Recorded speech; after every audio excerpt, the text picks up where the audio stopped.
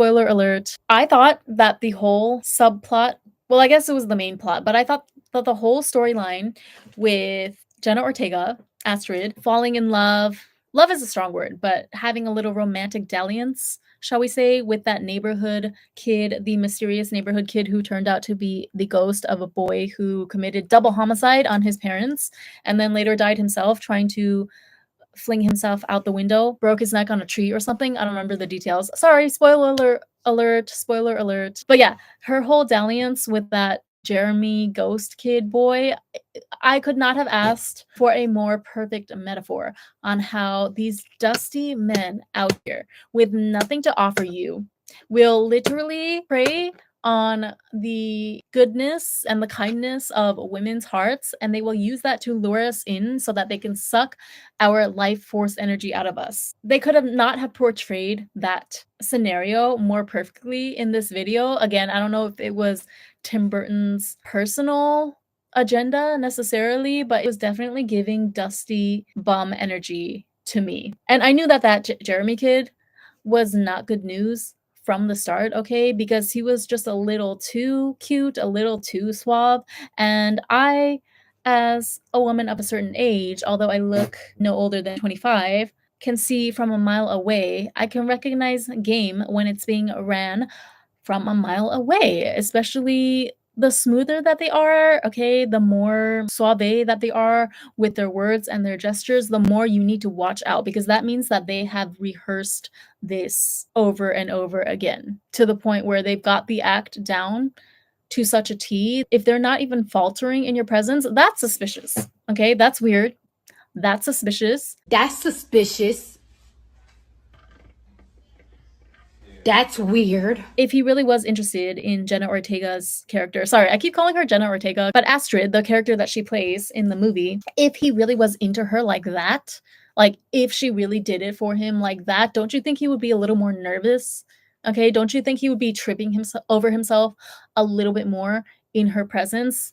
But he was so smooth with it and he didn't trip up at all. So that immediately gave me pause. Like there's something fishy going on here. And then also the fact that they didn't show his parents' faces when he brought her back to his room. His room looked like a time capsule that was frozen in the 90s, which makes sense when you find out later the backstory, which is that he was actually the ghost of a kid that unalived his parents in the 90s and then ended up unaliving himself unwittingly. But yeah, like everything about their entire interaction is, as far as I'm concerned, a warning. It was a piece of fine interpretive art balanced in with a bit of Halloween kitsch, okay, that I want every young girl out there to watch so that they can be forewarned that this is what will happen if you give men access to you and to your life force energy without making them properly pay for it, okay? Because they're going to trick you and they're going to take from you and you won't even know what hit you in most cases, especially if it's like your first time experiencing these butterfly type of feelings.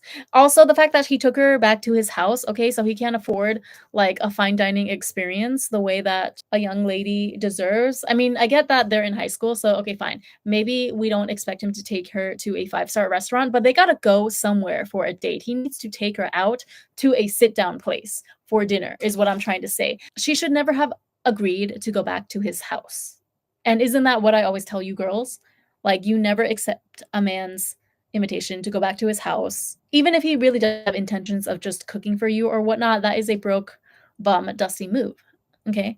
So the fact that he was inviting her over to his house because he has nothing else to offer, because he can't pay for a proper establishment, the fact that he was inviting her to his room to spend Halloween is already a red flag in and of itself. The fact that he was way too smooth with it, always knew the exact things to say, the exact, come hither looks to give her, not faltering one bit, that was suspicious because it shows me that he doesn't actually like her like that. He was just always planning to use her all along.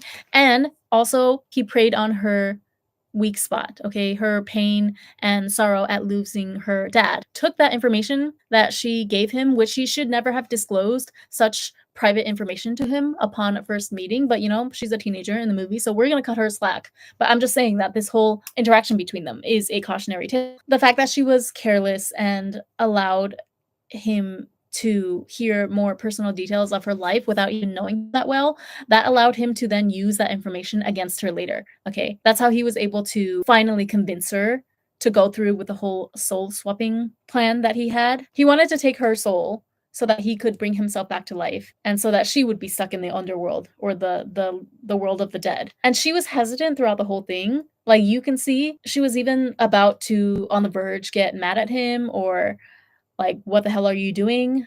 That's the type of vibe that she was giving off. But then that's when he went in with the killer shot, which was to use her own sorrow, like her own pain against her by saying that, well, if you do this, you'll be able to see your dad. And that's what sent her, that was the last, whatchamacallit, not straw that broke the camel's back, but that was the last, like, piece of persuasion that she needed to hear to give in to his entire plan. But then I thought that the way that they got rid of him was a little bit abrupt, which I'm not too bothered by because that's kind of the whole point of this movie is just to be totally random. We're not too concerned about, I'm going to butcher the pronunciation of this term, but deus ex machina in this movie because that's not the point. It's supposed to be random. It's supposed to have like non sequiturs everywhere and does ex machina, God from the machine, you know, very convenient save the day type of scenarios or characters thrown in. But even so, I felt like it was a little too convenient for a trapdoor to just open up beneath him and then he falls into the pits of hell, I guess, is what that was supposed to represent because he falls into this pit of burning fire, which is what he deserves, you know, so we don't feel bad for Jeremy. But no, not Jeremy being the perfect, like, personification metaphor of a dusty that I've ever seen in a mainstream movie. This is why you never go over to men's houses when they invite you, okay? If he's a grown ass man, he should be able to take you out to a nice sit down dinner place. Doesn't have to be 5-star unless you want that, which you're allowed to have that as your standard. But as long as it's somewhere nice, somewhere in public, like, hello.